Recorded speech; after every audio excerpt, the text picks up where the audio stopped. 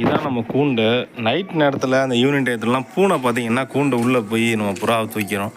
அது நிறைய ப்ராப்ளம் ஆகும் நிறையா கூண்டில். அதுவும் புதுசாக வளர்க்குறவங்க தான் ரொம்ப சிரமப்படுவாங்க. அது சிம்பிள் வந்து இந்த ட்ராகன் ட்ராப் டோரு இதுதான். இது நீங்கள் நைட் டயத்தில் ஓப்பனில் கூட வச்சுக்கலாம். ஒன்றும் ஒரு சேஃப்டிக்காக க்ளோஸ் பண்ணிக்கலாம். மற்றபடி நைட்டில் வந்து இப்போ பார்த்தீங்கன்னா ஹைட்டு பாருங்கள் எவ்வளோ தூரம் வச்சுருக்கேன்னு சொல்லிட்டு. கீழேருந்து ஒரு நம்ம ஷோல்டர் அளவு, என் ஷோல்டர் அளவு வச்சுருக்கேன். மேலே அவ்வளோ தூரம் இருக்குது. இது எவ்வளோ சின்ன குண்டுக்கு வைக்கலாம், பெரிய குண்டுக்கு வைக்கலாம், எல்லாத்துக்குமே வச்சுக்கலாம். இது ஃபாரின் மெத்தட் தான். இது நம்ம தமிழில் ஒரு சில பேர் தான் போட்டிருப்பாங்க. அதுவும் அந்தளவு ஒன்றும் தெளிவாக இருக்காது. இப்படி தான் நம்ம வச்சுருக்கோம். அதான் நம்ம வீடியோவில் போடலாம்னு சொல்லிட்டு போடுறது. இதில் பார்த்திங்கன்னா பூனை இப்போ இங்கேருந்து புறா பிடிக்கிறதுக்கு கீழேருந்து பூனை ஜம்ப் பண்ணணும்னு வச்சுக்கோங்க. அப்படி ஜம்ப் பண்ணுச்சுன்னா அப்படியே மூடிக்கும் கூண்டு. ஆக்சுவலி இந்த மாதிரி மூடிக்கும். ஏன்னா ஹைட்டு ஓரளவு வச்சுருக்கோம்ல, இங்கேருந்து அப்படியே ஜம்ப் பண்ணுறப்ப அப்படியே மூடிக்கும். இதே புறாவாக இருந்துச்சுன்னாக்கா அதோட வெயிட்டுக்கு வந்து பேலன்சிங்காக இருக்கும். இதில் நின்று அப்படியே உள்ளே போயிடும். இது ஒன்றும் கிடையாது. எப்படின்னாக்கா இந்த இடத்துல வந்து நம்ம ஒரு கட்டை வச்சுக்கணும். உள்ளே வந்து ஒரு கட்டை வச்சு அதில் வந்து இந்த கதவு வந்து திறந்து மூடுவோம்ல, அந்த கீல் வாங்கி உள்ளே செட் பண்ணிக்கணும். ஆக்சுவலி இந்த சைடு இப்படி மூடுறாப்புல அதை நீங்கள் வச்சு பார்த்துக்கணும். இந்த சைடு இப்படி மூடி கீழே வைக்கிற மாதிரி. இங்கிட்டு கொஞ்சம் வெயிட் இருக்கணும். இந்த சைடு கொஞ்சம் வெயிட்டு, அதாவது ஓரளவு கொஞ்சம் வச்சு அமுக்குனாக்க திறக்கக்கூடாது. ஒரு புறா நின்றுச்சுனாக்க மூடிடக்கூடாது, நார்மலாக இருக்கணும். இப்போ பாருங்கள், நான் லைட்டாக வச்சு அமுக்குறேன். இன்னும் கொஞ்சம் ஹெவியாக ஃபோர்ஸ் பண்ணி அமுக்கிறப்ப தான் மூடுது. அதுக்கு ஏற்ற அளவுக்கு வெயிட் வச்சுக்கணும்.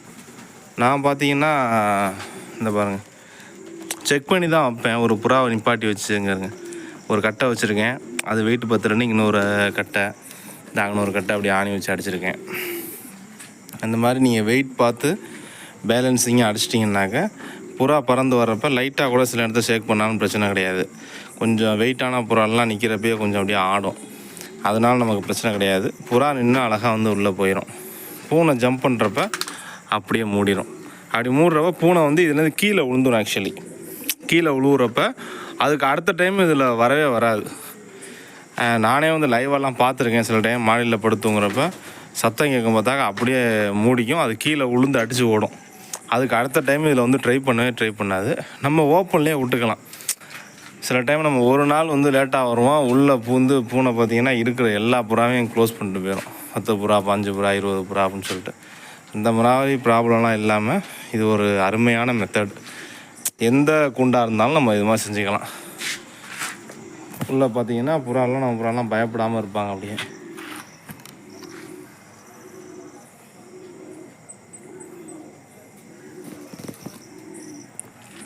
இது வரைக்கும் என்கிட்ட பூனை பார்த்திங்கன்னா இந்த மாதிரி இந்த இதில் வந்து ஒரு பூனை கூட உள்ளே போய் புறா தூக்குனது கிடையாது, உள்ளே போனதே கிடையாது. ஆனால் எனக்கு தெரிஞ்சு ஒரு டைம் வந்து இதில் அடித்து கீழே விழுந்து நானே லைவாக பார்த்தேன். ஓகேங்களா, இதுதான் ட்ராகன் ட்ராப் மெத்தடு. நான் சொன்னது புரியலைன்னா கமெண்ட் பண்ணுங்கள். நான் வேணால் தெளிவாக கூட இன்னொரு வீடியோ கூட போடுறேன் அது எப்படி செய்கிறதுன்னு சொல்லிட்டு. அதேமாரி பார்த்திங்கன்னா சில டைம் வந்து புறா வந்து மேலே இந்த மாதிரி இடத்துலலாம் நிற்கும். அப்போ பூனை என்ன செய்யும், பிடிச்சிரும். ஒரு நாள் பிடிச்சிச்சினாக்கா அடுத்து கண்டினியூவாக அதுக்கு ருசி கண்ட பூனை விடாதுன்னு சொல்லுவாங்கள்ல, கண்டினியூவாக வந்து பிடிச்சிக்கிட்டே இருக்கும். சில இடத்துல பார்த்திங்கன்னா புறா வந்து அவுட்டில் வந்து வெளியில் நின்றுடும். அப்போ பூனை ஒரு டைம் பிடிக்கிறது டெய்லி வந்து ஒரு புறாவாக பிடிச்சி மொத்தமாக காலி பண்ணிட்டு போயிடும். அப்போ அந்த மாதிரி உள்ளவங்க என்ன பண்ணணும்னா தனியாக வந்து பூனை பிடிக்கிற கூண்டு தான் வைக்கணும். அதுக்கு வந்து நம்ம ஒன்றும் பெருசாக ரிஸ்க் எடுக்க தேவையில்லை. சில பேர் கண்ணி வைப்பாங்க, சின்ன கூண்டு வைப்பாங்க, அப்புறம் விஷம் வைப்பாங்க. அதெல்லாம் தேவையில்லாத வேலை. ரொம்ப சிம்பிள். அப்படின்னா பூனைக்குன்னு சொல்லிட்டு ஒரு தனி கூண்டு, அந்த கூண்டு கீரி கூண்டும்பாங்க. அந்த கூண்டும் நம்ம வந்து பார்த்து தான் வாங்கணும். சும்மா பூனை கூண்டுன்னு சொல்லிட்டு நம்ம எதையும் வாங்கிடக்கூடாது. இந்த மாதிரி கூண்டு வாங்கணும். இதில் பார்த்தீங்கன்னா பேக் சைடு வந்து ஒரு தனியாக ஒரு ரூம் மாதிரி இருக்கும். இதை திறந்துக்கலாம். இதை திறந்து இது வழியாக வந்து ஒரு புறா குஞ்சை வந்து உள்ளே விட்டுக்கணும், இல்லை கோழி குஞ்சை விட்டுக்கலாம். இதை 2 in 1 யூஸ் பண்ணலாம். கீரி புல்லை எதுவும் நம்ம வீட்டில் வந்து கோழி குஞ்சை பிடிச்சிச்சுனாக்கா அதுக்கும் இதை வந்து கீரி புல்லை வந்து நம்ம வீட்டில் கோழி குஞ்சை பிடிச்சிச்சுன்னா அதுக்கும் இதை நம்ம யூஸ் பண்ணிக்கலாம். பூனையை பிடிக்கிறதுக்கும் யூஸ் பண்ணிக்கலாம். இது பார்த்திங்கன்னா உள்ளே ஒரு கம்பி இருக்கும். இதில் வந்து கோழி மண்டை இருக்குல்ல, பிராய்லர் ஷாப்பில் போய் கறிக்கடையில் கோழி மண்டையை வாங்கி இதில் மாட்டி விட்ருங்க. மாட்டி பின்னாடி கோழி குஞ்சாவது புறாவாவது போட்டு இதை மூடிடுங்க. மூடி இந்த மாதிரி கம்பி ஒன்று கொடுத்துருப்பாங்க, அது நீங்கள் வச்சிங்கன்னா தெரியும். அந்த கம்பி அழகாக இழுத்து இந்த கம்பியில் அப்படியே மாட்டிட்டிங்கன்னா பூனை இல்லை கீரிப்புள்ள உள்ள பறவை மாட்டிக்கும். மாட்டி பார்த்திங்கன்னா அது லாக் ஆன உடனே இதில் கம்பி ராடு ஒன்று இருக்கும், அதை மேலே இப்படி இழுத்து தான் இதை நம்ம தூக்கணும். 2 சைடுமே இருக்கும், அந்த சைடும் இருக்கும். அதை இதோட மேலே இழுத்து வச்சுக்கிட்டு தான் அதை தூக்கணும். அது திரும்ப சாத்திர பார்த்திங்கன்னா இது போய் கீழே விழுந்துடும். விழுவுறப்ப அது உள்ளேருந்து என்ன தான் அடித்தாலும் வெளில வர முடியாது. இந்த கம்பி இந்த ராடு அதை தடுக்கும். இந்த மாதிரி கூண்டு வாங்கிக்கோங்க, ஓகேங்களா? கீரிப்புள்ள தொல்லையாக இருந்தாலும் சரி, பூனை தொல்லையாக இருந்தாலும் சரி, அவுட் சைடு வெளியில் நிற்கிற புறாவை இல்லை கோழி குஞ்சை பிடிக்குதுன்னா இந்த கூண்டு பார்த்திங்கன்னா ஒரு 1000 ரூபா அப்படி இந்த ரேஞ்சில் வரும். 950 ரூபா 1000 ரூபா வரும் இந்த கூண்டு. நீங்கள் வேறு கூண்டு எதுவும் வாங்கினீங்கன்னாக்கா உங்களுக்கு செட்டாக ஆகாது, அதில் பூனை மாட்டாது, வாய்ப்பே கிடையாது. இந்த மாதிரி கூண்டு வாங்கணும்.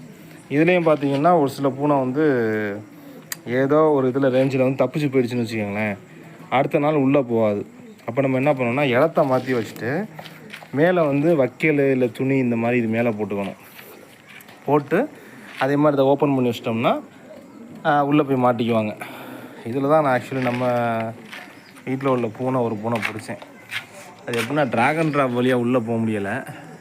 இந்த பச்சை வலை இருக்குது பாருங்கள், இந்த பச்சை துணி இது வழியாக ஓட்டு போட்டு உள்ளே போணுச்சு. ரொம்ப டேலண்டான காட்டு பூனை, அது எப்படி போணுச்சுன்னே கண்டுபிடிக்க முடியல. அப்புறம் நம்ம கேமரா வச்சு தான் பார்த்து இது பண்ணேன்.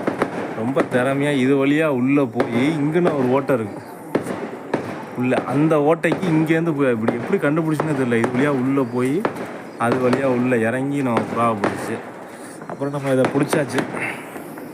அப்புறம் பார்க்குறவங்க நம்ம வீடியோ சப்ஸ்கிரைப் பண்ணிடுங்க.